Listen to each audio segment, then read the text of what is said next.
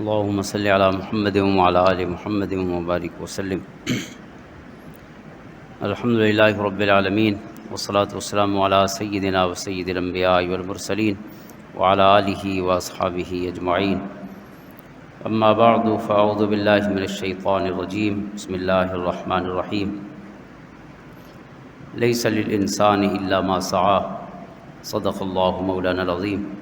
ان اللہ وملائکتہ یصلون علی النبی یا ایہا الذین آمنوا صلوا علیہ وسلموا تسلیما. اللہم صل علی سیدنا و مولانا محمد وعلی آل سیدنا و مولانا محمد افضل صلواتک بعدد معلوماتک وبارک وسلم.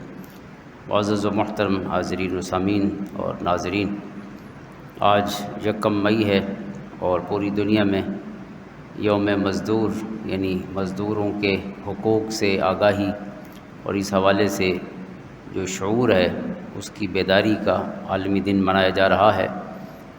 اور یہ خاص طور پہ 1886 کے ایک بڑے تاریخی واقعے کے ساتھ اپنی نسبت رکھتا ہے کہ جب یہ ماڈرن دور خصوصاً انڈسٹریل ایج جو ہے اس کی ترقی کا دور شروع ہوا تو مزدوروں کے جو حقوق ہیں وہ بہت زیادہ تلف کیے جانے لگے. اور یہ شکاگو کا واقعہ ہے، 1886 میں امریکہ کا شہر ہے. تو یہاں پہ مزدوروں کے جو اوقات کار ہیں، کام کرنے کے جو ان کے گھنٹے ہیں، وہ بڑھاتے بڑھاتے سرمایہ داروں نے 18 گھنٹے تک پہنچا دیے کہ ایک مزدور جو ہے وہ 24 گھنٹے میں 18 گھنٹے کام کرتا تو پھر اسے اس کی تنخواہ ملتی. تو یعنی 8 گھنٹے سے بڑھتے بڑھتے 18 گھنٹے تک کام پہنچ گیا. تو مزدوروں نے احتجاج کیا کہ ہمارے جو یہ اوقات کار ہیں، ڈیریشن ہے، دورانیہ ہے، یہ کم کیا جائے. تو اس پر اس احتجاج کی بنیاد پر جو شروع ہوا تو پھر مسلح صورت اس نے اختیار کر لی اور اس احتجاج کی وجہ سے پولیس نے فائرنگ کی اور اندھا دھند فائرنگ کی اور بے شمار مزدور جو ہیں وہ لقمہ اجل بن گئے. تو انہی کی یاد میں یہ دن بھی منایا جاتا ہے. انہوں نے قربانی تو بہت دی لیکن پوری دنیا میں 8 گھنٹے جو ہے پھر عموماً جو ٹائم مقرر ہوا ہے خدمت کا، کوئی شخص بھی جو مزدوری کرتا ہے، کام کرتا ہے، تو اس کا یہ ڈیوریشن مقرر ہو گیا 8 گھنٹے. تو بعض اب بھی 12 گھنٹے ہیں، بہرحال وہ کچھ نوعیت پہ ڈیپینڈ کرتا ہے، کام کی نوعیت پہ. بہرحال عمومی اوقات کار جو ہیں ڈیوریشن کے حساب سے وہ 8 گھنٹے مقرر ہو گئے. تو بہرحال یہ تو ایک دنیا کی تاریخ کا ایک اہم واقعہ ہے جس سے پھر مزدوروں کے حقوق کا ایک سفر شروع ہوا اور پھر UN نے، یونائٹڈ نیشنز نے مزدوروں کے حقوق مقرر کیے اوقات کار کے حوالے سے بھی، اور پھر جو کام کی نوعیتیں ہیں اس کے حساب سے بھی. کچھ کام ہوتے ہیں کہ وہ بہت ہی ہیکٹک ہوتے ہیں، بہت زیادہ انسان کی صحت کو متاثر کرتے ہیں. جیسے جو مختلف ٹیکسٹائل فیکٹریز ہیں یا جہاں لوہے کا کام ہوتا ہے، جو ہمارے یعنی سٹیل ملز ہیں، تو وہاں کہیں آگ جل رہی ہوتی ہے تو ظاہر ہے وہاں بھی کام کرتے ہیں مزدور. یا جہاں یہ مسلسل روئی اڑتی رہتی ہے ٹیکسٹائل ملوں میں تو اس کی وجہ سے سینے کے کئی امراض جو ہیں انسان کو لگ جاتے ہیں یا اس کا خطرہ ہوتا ہے. تو اس طرح کے جو ہیزرڈس کام ہیں یعنی جن میں انسانی صحت کے متاثر ہونے کا خطرہ زیادہ ہوتا ہے، تو ان کے اوقات کار کے ساتھ ساتھ ان کے پھر جو سال ہیں وہ بھی مقرر کیے گئے، کیونکہ وہاں پہ 30 سال یا 35 سال کو کام نہیں کر سکتا. اتنا زیادہ عرصہ جیسے عموماً ہوتا ہے جو سرکاری جاب میں آتے ہیں یا پرائیویٹ میں جاتے ہیں تو ہر کوئی تقریباً 60 سال کی عمر تک کام کرتا ہے. تو کام تقریباً ہر کوئی 40 سال اپنی زندگی کے یا 35 سال یہ اس کی ورکیبل لائف ہے جس میں وہ کام کرتا ہے. یعنی 20 سال سے لے کے 25 سال کی عمر کے دوران عموماً وہ پریکٹیکل لائف میں آتا ہے اور پھر 60 سال تک رہتا ہے. تو اس حساب سے یہ 35 سال یعنی اوسطاً ہے. لیکن یہ جو مشکل کام ہے جہاں انسان کی صحت بہت متاثر ہوتی ہے تو وہ اتنے سال نہیں ہو سکتے، بلکہ انسان کئی بیماریوں کا شکار ہو جاتا ہے اگر مسلسل کام کرے. تو اس کے لیے الگ قواعد و ضوابط مقرر کیے گئے کہ اس طرح کا کام جو ہے وہ مزدور 15 سال کرے گا یا 10 سال کرے گا یا 20 سال میکسیمم کرے گا، اور پھر جو بھی ادارہ ہے جہاں اس نے کام کیا ہے وہ اس کو تا حیات جو ہے وہ پینشن دینے کا پابند ہوگا، اس کے جو صحت کے مسائل ہیں یا اس کے جو گزر اوقات ہے اس کی فیملی کا، تو وہ پھر اس کو پابند کیا گیا قانونی طور پر۔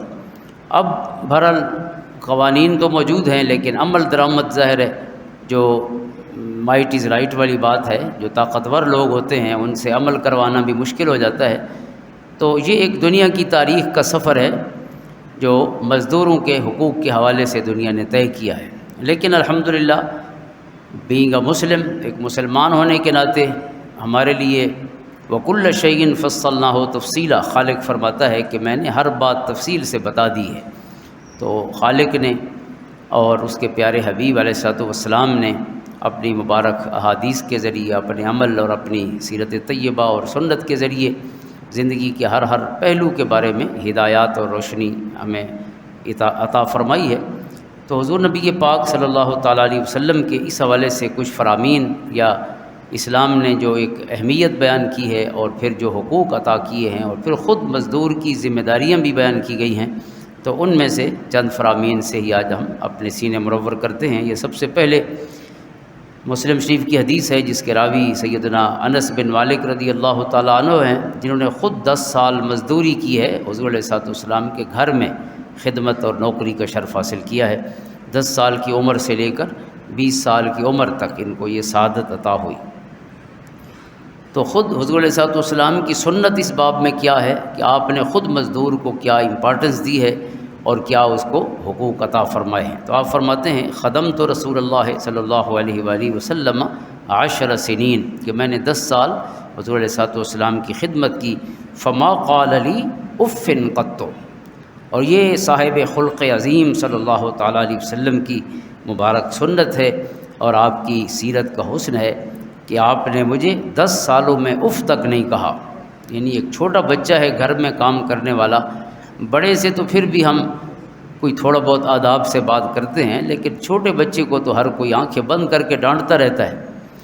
لیکن یہاں میرے کریم آقا علیہ الصلوۃ والسلام کی یہ سنت ہے کہ آپ نے اف تک کبھی نہیں کہا۔ حضرت انس فرماتے ہیں وما قال لی لشیء صنعتہ لما صنعتہ ولا لشیء ترکتہ لما ترکتہ، اور نہ کبھی حضور علیہ الصلوۃ والسلام نے جو کام میں نے کر دیا ہو، یعنی جو آپ صلی اللہ علیہ وسلم کو پسند نہیں تھا، یعنی ایسا کام جیسے غلطی کوئی کر دیتا ہے، تو ایسا کام اگر میں نے کر دیا جو ناپسندیدہ تھا تو حضور علیہ الصلوۃ والسلام نے کبھی مجھے نہیں کہا کہ یہ کیوں کیا ہے۔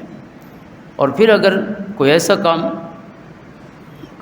جو نہیں کرنا تھا میں نے کر دیا تو آپ نے یہ نہیں پوچھا کہ کیوں کیا، اور اگر اس کے الٹ ہو سکتا ہے کہ کرنا تھا اور میں نے نہیں کیا، کوئی ضروری کام، روٹین میٹر، جو کام روزانہ میرے ذمہ تھا، ولا لشیء ترکتہ لما ترکتہ، تو حضور علیہ الصلوۃ والسلام نے اس کے بارے میں بھی نہیں پوچھا کہ آج آپ نے یہ کیوں نہیں کیا۔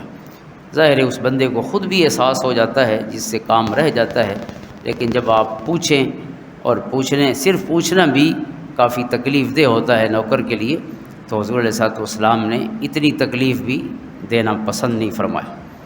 اور پھر حضرت انس کی یہ حدیث مکمل پڑھ لیتے ہیں، آگے فرماتے ہیں وکان رسول اللہ صلی اللہ علیہ وسلم من احسن الناس خلقا، کہ حضور نبی پاک صلی اللہ تعالیٰ علیہ وسلم تمام انسانوں میں سب سے زیادہ حسین اخلاق والے تھے۔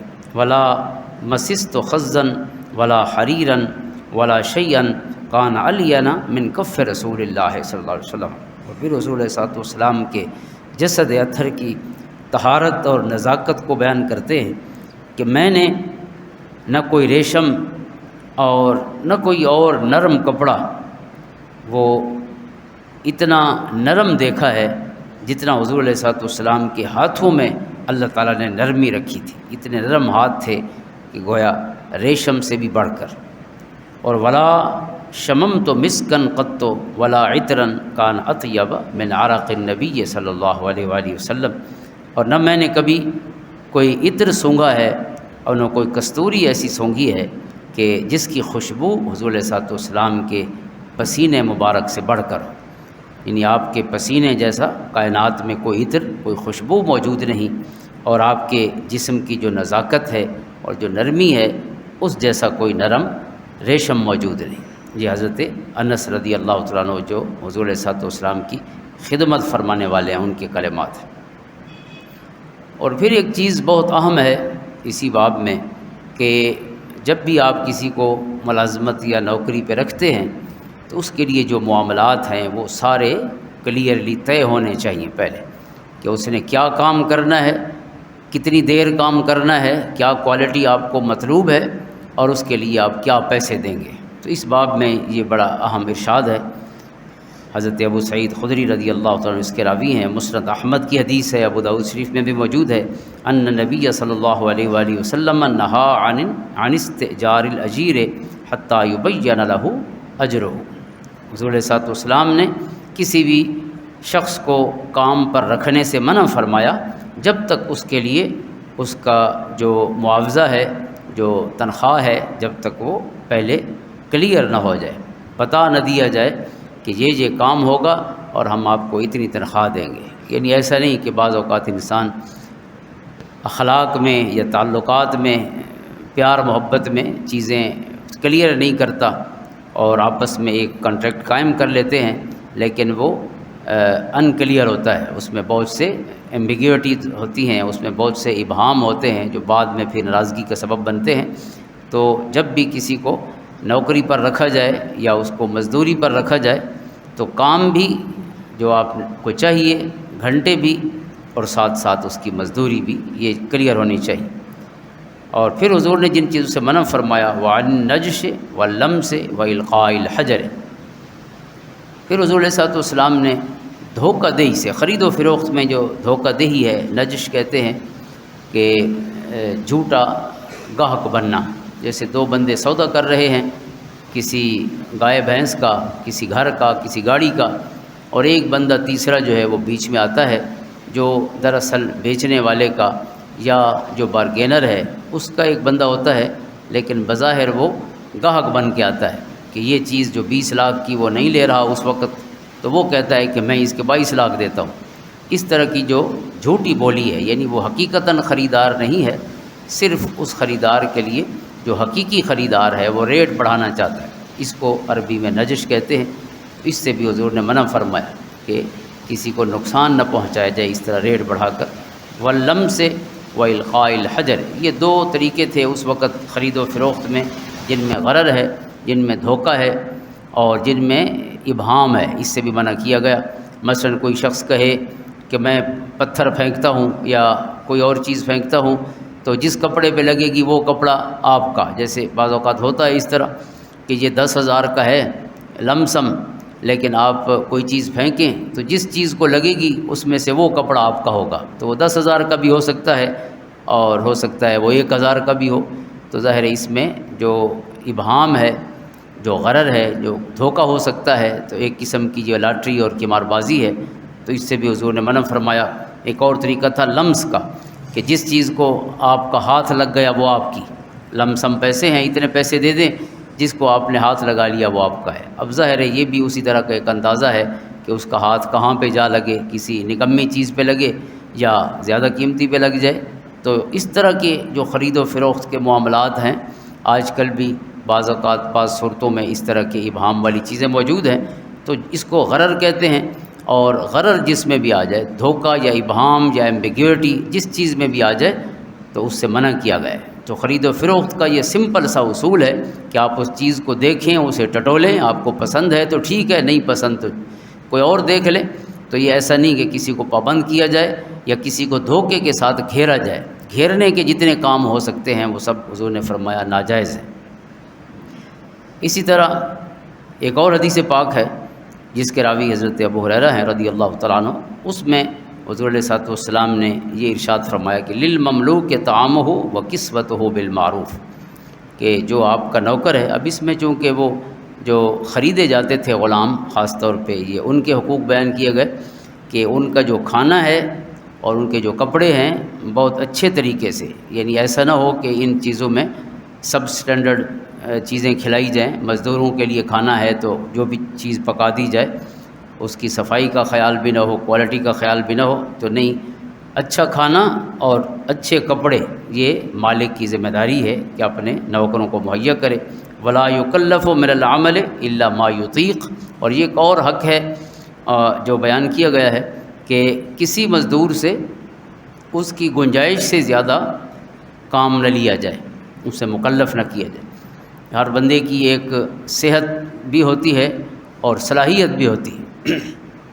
کوئی بھاری کام ہے، وزن اٹھانے والا ہے، تو جو بندہ یعنی جسمانی طور پہ اس قابل نہیں ہے تو اس سے اس کام کے لیے وہ کام اسے اسائن نہ کیا جائے، اسے اس کام کا مکلف نہ کیا جائے۔ اور دوسری چیز ہے صلاحیت کی، یعنی اس بندے کے وہ اندر وہ کام کرنے کی صلاحیت ہی نہیں ہے تو آپ اسے وہ ذمہ داری سونپیں، تو ظاہر ہے اس کے بعد جیسے حضور علیہ الصلوۃ والسلام کی اور حدیث پاک ہے کہ کوئی شخص اپنے آپ کو ذلیل نہ کرے، اس لیے آپ نے منع فرمایا۔ تو عرض کی گئی کہ اپنے آپ کو ذلیل کرنا کیا ہے، تو آپ نے فرمایا کہ کوئی ایسی ذمہ داری اٹھا لینا، کوئی ایسا کام کرنے کی جو انسان ذمہ داری اٹھا لے جو کام اسے آتا نہ ہو یا اس وقت میں کر نہ سکتا ہو۔ ہمارے بہت سے کاریگر ایسے ہوتے ہیں کہ کہہ دیتے ہیں کہ 10 دن میں آپ یہ چیز آپ کو ہم دیں گے، اب حالانکہ انہیں بھی پتہ ہے کہ 10 دن میں یہ کام ہو ہی نہیں سکتا، لیکن خام خواہ کام پکڑنے کے لیے لے لیں گے، اور جب 10 دن بعد آپ جائیں گے تو کام وہیں پہ ہوگا جہاں سے شروع ہوا تھا۔ تو اس طرح کا اپنے آپ کو ذلیل کرنا ہے کہ یعنی آپ کو اس عرصے میں کام نہیں کر سکتے جس عرصے میں کرنا تھا، تو آپ نے وعدہ کیوں کیا؟ اس لیے جتنا کام کر سکتے ہیں اور جتنے عرصے بعد دے سکتے ہیں اس میں کلیئرٹی ہونی چاہیے، بالکل کلیئر معاملہ ہونا چاہیے۔ اور پھر ایک چیز یہ ہے کہ آپ کو وہ کام آتا ہی نہ ہو اور وہ اپنے ذمہ لے لیں کہ یہ میں کرتا ہوں، اور پھر ظاہر ہے سوائے بے عزتی کے کیا بچے گا؟ اور جب ظاہر ایک وقت تو آنا ہے کہ جب وہ ہم سے کام مانگے گا، وہ تو پرفیکشن مانگتا ہے، اور ہمارے پاس وہ صلاحیت نہ ہو یا وہ اوزار نہ ہو متعلقہ جن سے وہ کام ہو سکتا ہے، تو اس طرح کے معاملات سے منع کیا گیا کہ کسی شخص کو آپ پہلے دیکھیں کہ اس کے اندر یہ صلاحیت ہے یا نہیں ہے، اگر ہے تو ٹھیک ہے، ورنہ قوی سب سے پہلے حضرت یوسف علیہ السلام کا قصہ ہے یا پھر حضرت موسیٰ علیہ السلام، ان دونوں انبیاء کے قصے، یا حضرت سلیمان علیہ السلام کا قصہ، ان 3 قصوں میں قرآن کریم میں الگ الگ جہاں جہاں ذکر ہوا ہے، تو وہاں جو مزدور یا بندہ آپ نوکری پہ رکھتے ہیں اس کی پری ریکویزٹس بیان کی گئی ہیں کہ اس میں کیا صلاحیتیں ہونی چاہیے، تو آپ اسے اپنے پاس ملازم رکھیں۔ حضرت موسیٰ علیہ السلام کا قصہ ہے تو اس میں حضرت شعیب علیہ السلام کی 2 بیٹیوں میں سے ایک کہتی ہے اپنے باپ کو، قالت احداہما یا ابت استاجرہ ان خیر من استاجرت القوی الامین، اپنے والد صاحب کو عرض کرتی ہے حضرت شعیب علیہ السلام کو کہ آپ انہیں اپنے پاس نوکر رکھ لیں، حضرت موسیٰ علیہ السلام کا کہتی۔ تو نوکر کیوں رکھیں؟ کیونکہ ان کے اندر 2 خوبیاں موجود ہیں، اور وہ 2 خوبیاں ایسی ہیں کہ اگر کسی کے اندر موجود ہوں تو گویا وہ بنیادی شرائط وہ پوری کرتا ہے، جو بھی آپ کی ایلیجیبلٹی کے لیے شرائط ہیں تو گویا وہ ایلیجیبل ہے اس نوکری کے لیے جس کے لیے آپ رکھنا چاہتے ہیں، اور وہ ہیں قوی اور امین۔ پہلی چیز ہے کہ اس کے اندر طاقت موجود ہے، یعنی جو کام آپ کو چاہیے اس کی صلاحیت موجود ہے۔ دوسری چیز یہ ہے کہ وہ ڈیپینڈیبل ہے، قابل اعتماد ہے، قابل اعتبار ہے، اور امین ہے، امانت دار ہے۔ یعنی ایک بندے کے اندر صلاحیت ہو لیکن وہ اعتبار کے قابل نہ ہو تو آپ اس کی صلاحیت کو کیا کریں گے؟ وہ تو آپ کو ڈنڈی مارنے میں اپنی صلاحیت استعمال کرے گا۔ تو اس کی وہ جس کو ایول جینیس کہیں کہ جو سمجھدار لوگ ہوتے ہیں بعض اوقات وہ تربیت یافتہ نہیں ہوتے، کسی نے انہیں اخلاق نہیں سکھائے ہوتے، لہٰذا وہ اپنے سمجھداری کو عموماً 2 نمبری میں یوز کرتے رہتے ہیں۔ اللہ ہمارے حال پہ رحم فرمائے کہ ہم دوسرے کو ہاتھ مارنے کو ہی سمجھتے ہیں یہ کمال ہے کہ میں نے کیسے اس کی آنکھوں میں دھول جھونکی ہے، حالانکہ قرآن کہتا ہے وَلَا يَحِيقُ الْمَكْرُ السَّيِّئُ إِلَّا بِأَهْلِهِ۔ یہ اصول ہے قرآن کریم نے جو ہمیں قاعدے عطا فرمائے ہیں، بلکہ ہم انہیں کہہ لیں یونیورسل ٹروتھس ہیں، یعنی ایسی آفاقی سچائیاں ہیں کہ جن کا قرآن کریم نے بہت وضاحت سے ذکر فرمایا۔ ان میں سے ایک یہ ہے کہ جو بھی کسی کے ساتھ مکر دھوکہ کرتا ہے تو دھوکہ کبھی بھی دوسرے کو نقصان نہیں پہنچاتا، دھوکہ کرنے والے کو نقصان پہنچاتا۔ یہ قرآن نے کلیئر کر دیا. لہٰذا ہم جس کے ساتھ دو نمبری کریں تو آنکھیں بند کر کے یقین کریں کہ میں اپنے ساتھ دو نمبری کر رہا ہوں. قرآن کہتا ہے کہ کوئی اللہ کو دھوکہ دے ہی نہیں سکتا. ما یخدعون الا انفسهم، جو بھی دھوکہ دیتا ہے وہ خود کو دھوکہ دیتا ہے. اور دھوکے کی جتنی بے برکتیاں ہیں، ہم نے کسی سے جھوٹ بولا ہے، دو نمبری کی ہے، اس کی ساری بے برکتی اللہ کے قرآن کا فیصلہ ہے کہ وہ اسی کے گھر میں آئے گی جہاں سے وہ چلی تھی. یعنی مکر، فریب، دھوکہ یہ دوسرے کے گھر میں رات نہیں گزارتا، اپنے سجنا کو لان راندہ ہے. پہلی رات ہی سجنا کو گزارنی الا بے اہل ہی، اپنے گھر والوں کے پاس. یعنی گھر والے کون ہیں؟ جنہوں نے دھوکہ کیا ہے، دھوکے کے گھر والے وہی ہیں. تو اللہ کا قرآن کہتا ہے کہ دھوکہ پہلی رات بھی اپنے گھر والوں کے ساتھ گزارتا ہے، یہ کہیں اور نہیں گزارتا. تو لہٰذا انسان کو، ایک مسلم بھی اللہ رب العزت کو، اس کے پیارے حبیب علیہ الصلوۃ والسلام کو ماننے والا شخص بھی پوری زندگی اپنی تربیت نہ کر سکے تو اس سے بڑھ کے قابل افسوس معاملہ کیا ہوگا ہمارے لیے. لہٰذا اور پھر حضور علیہ الصلوۃ والسلام کی ایک اور حدیث پاک ہے جو فقیر صحابی حضرت ابو ذر غفاری رضی اللہ تعالیٰ عنہ، حضور کے غلاموں میں ایک کمال غلام ہیں.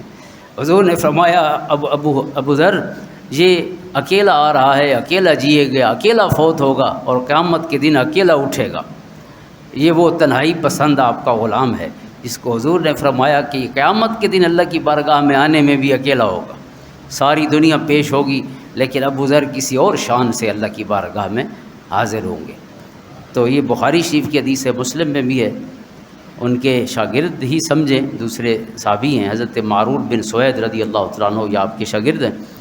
وہ فرماتے ہیں کہ حضرت ابو ذر غفاری کا جو آخری وقت ہے، آپ کے ٹائم ہے، وہ ربضہ میں گزرا ہے اور وہیں آپ کا وصال ہوا اور وہیں آپ کی اکیلی قبر ہے آج بھی ربضہ میں. جیسے جیے اکیلے اسی طرح فوت بھی اکیلے ہوئے، قبر بھی تنہائی میں ہے اور اللہ کی بارگاہ میں یہاں سے اٹھیں گے تو اس جگہ سے تنہا ہی اٹھیں گے. حضرت ابو ذر کو میں ملا، وہ فرماتے ہیں حضرت معرور بالربضۃ، ربضہ میں اب تشریف فرما تھے. وعلیہ حلۃ، والا غلام ہی حلۃ، ایک بڑی اچھی پوشاک تھی، عمدہ لباس تھا ان کے جسم پر بھی اور ان کے غلام کے جسم پر بھی. پتہ نہیں چلتا تھا کہ غلام کون ہے اور آقا کون ہے. فسألتہ عن ذلک، میں نے ان سے پوچھا کہ آپ کا غلام ہے، ٹھیک ہے اچھے کپڑے تو دینے چاہیے لیکن اتنے اچھے کہ جیسے آپ نے پہنے ہیں ویسے ہی غلام نے پہنے ہیں. تو فقال انی صاببت رجلا فعیرتہ بامہ، فقال للنبی صلی اللہ علیہ وسلم یا ابا ذر اعیرتہ بامہ انک امرؤ فیک جاہلیت. آپ فرماتے ہیں کہ یہ تربیت ہمیں خالق کائنات کے محبوب محمد عربی صلی اللہ علیہ وسلم نے فرمائی ہے. ہماری تربیت کہ ایک دفعہ ہم بھی جیسے عام روٹین ہوتی ہے، دو پیسے آ جائیں تو دنیا ہمیں کیڑے مکوڑے لگنا لگتی ہے. تو ایک دفعہ میں نے کسی کو کالا کہہ دیا، یعنی کسی کو اس کے رنگ کی وجہ سے میں نے کہہ دیا کالا، اس کو آر دلایا اس کے رنگ کی وجہ سے کہ تیری ماں جو ہے وہ عربی نہیں ہے یا تیری ماں کالی ہے. تو حضور صلی اللہ علیہ وسلم نے جب یہ بات سنی تو آپ نے فرمایا کہ اے ابو ذر، آپ کے اندر سے ابھی جاہلیت نہیں نکلی. آپ لوگوں کو ان کے رنگ اور ان کے کپڑوں اور ان کے بیک گراؤنڈ اور ان کے جو سوشل سٹیٹس ہے اسی سے تولتے ہیں. بندوں کا تولنے کی جو ترازو ہے، میزان ہے، وہ تو اور ہے. جو کردار والا ہے، اعلیٰ کردار والا ہے اللہ کی بارگاہ میں، وہ شان والا ہے. اور ابھی آپ لوگوں کے رنگوں سے ان کے مرتبے کا اندازہ کر رہے ہیں کہ کسی کو کالے رنگ کی وجہ سے آپ گھٹیا اور حقیر سمجھ رہے ہیں.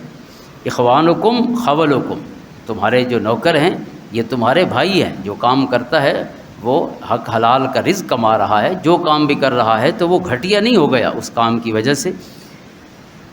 جعلہم اللہ تحت ایدیکم، اللہ تعالیٰ نے انہیں تمہارے ماتحت کر دیا ہے، لیکن یہ مت سمجھیں کہ وہ کسی حوالے سے حقیر ہو گئے. فمن کان اخوہ تحت یدہ فلیطعمہ مما یأکل ویلبسہ مما یلبس ولا تکلفوہم ما یغلبہم فإن کلفتموہم فأعینوہم. حضور نے فرمایا کہ جو خود کھاؤ انہیں بھی وہی کھلاؤ اور جو خود پہنو انہیں بھی وہی پہناؤ، اور ایسا کام انہیں نہ دو جو انہیں پریشان کر دے. یعنی اتنا زیادہ کام آپ کہیں کہ یہ آج ہی ختم کرنا ہے اور ان کے اندر وہ صلاحیت نہ ہو اور وہ بیچارہ اپنی صحت اور اپنے وقت ہر چیز کی قربانی دے دے. تو فرمایا ایسا کام انہیں نہ بتاؤ کہ جو کام ان پر غالب ہو جائے، یعنی ان کے لیے کرنا مشکل ہو جائے. فَإِن كَلَّفْتُمُوهُمْ فَأَعِينُوهُمْ، اور اگر ایسا کام کرنا ضروری ہو اس کے ذمہ لگانا تو پھر خود بھی اس کے ساتھ ہاتھ بٹاؤ، اس کام میں شریک ہو جاؤ۔ اگر ظاہر 3-4 گھنٹے میں آپ کہتے ہیں کہ یہ ہو جائے اور وہ 3-4 گھنٹے میں ہونے کا نہیں یا آج ہونے کا نہیں، تو پھر خود بھی اس کی ہیلپ کرو تاکہ وہ کام وقت پہ ہو جائے اور اس بندے کو پریشان نہ کرو۔ یہ چند حقوق ہیں جو حضور علیہ الصلوۃ والسلام نے اپنی مبارکہ حدیث میں ہم تک پہنچائے ہیں۔ اللہ تعالیٰ عمل کی توفیق عطا فرمائے۔ جو جس حیثیت میں بھی ہے اسے کم تر اور گھٹیا نہیں سمجھنا چاہیے۔ حضور علیہ الصلوۃ والسلام کا یہ حکم ہے، قرآن کا اصول ہے، بلکہ ان بنیادی فنڈامنٹلز میں سے جو مبادیات ہیں، انا خلقناکم من ذکر و انثیٰ، کہ سب کے والدین ہیں وہ ایک ہی ہیں، حضرت آدم و حوا سب ان کی اولاد ہیں۔ جب ماں باپ ایک ہوں تو اس کے بعد کیا نخرہ ہے کہ میں اعلیٰ و افضل ہوں، میں اس سے بڑھ کر ہوں، کسی حوالے سے مجھے فوقیت حاصل ہے۔ فوقیت اس کو حاصل ہے جو اللہ کی بارگاہ میں سرخرو ہو جائے۔ ان اکرمکم عند اللہ اتقاکم۔ اور یہ فیصلہ جو ہے یہ قیامت کے دن ہونا ہے، یہ مرتے وقت ہونا ہے کہ جیتا کون اور ہارا کون۔ اللہم صلی علی محمد وعلی آل محمد وبارک وسلم۔